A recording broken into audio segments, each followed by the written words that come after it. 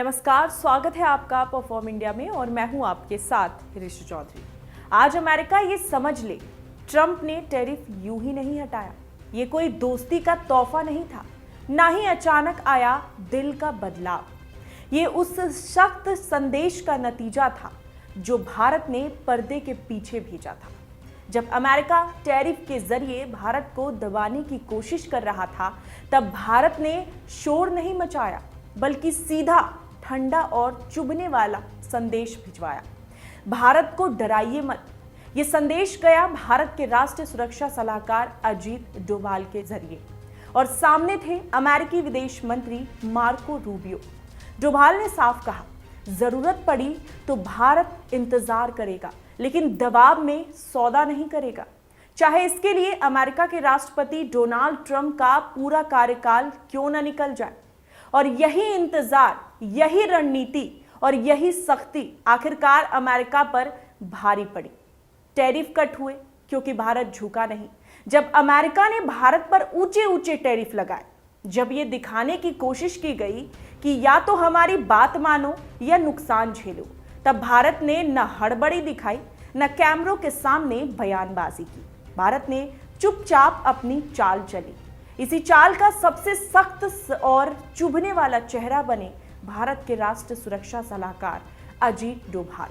America के विदेश मंत्री मार्को रूबियो के साथ हुई बंद कमरे की मुलाकात में डोभाल ने वो लाइन कही जिसने अमेरिका की पूरी रणनीति की नींव हिला दी। जरूरत पड़ी तो भारत अमेरिका के राष्ट्रपति डोनाल्ड ट्रंप का पूरा कार्यकाल इंतजार में निकाल देगा, लेकिन दबाव में कोई सौदा नहीं करेगा।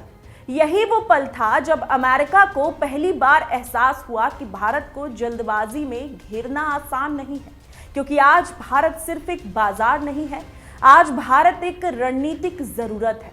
इंडो पैसिफिक में अमेरिका को भारत चाहिए।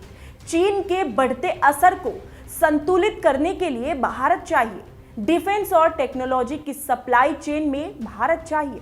अमेरिका जानता है कि अगर भारत ने ठान लिया कि वो इंतजार करेगा, तो नुकसान भारत को नहीं होगा, बल्कि अमेरिका को ही होगा, उसकी कंपनियों को, उसके निर्यात को, उसकी वैश्विक रणनीति को।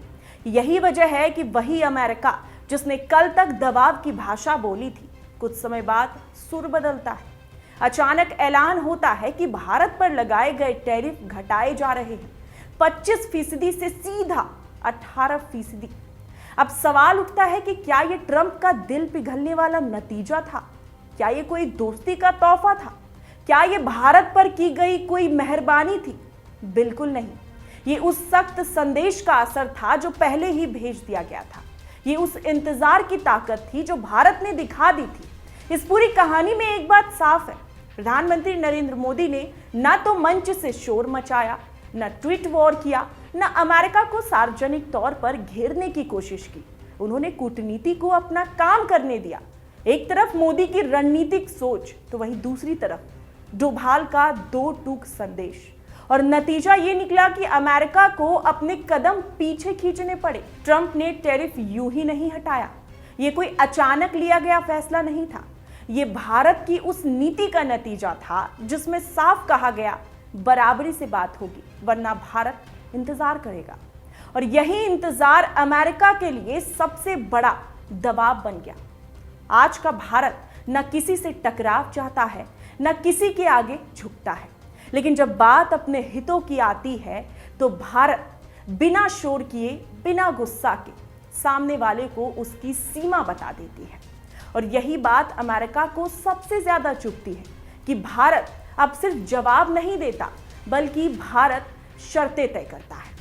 क्या रिएक्शन है आपका इस खबर को सुनने के बाद? हमें कमेंट सेक्शन में जरूर बताइएगा।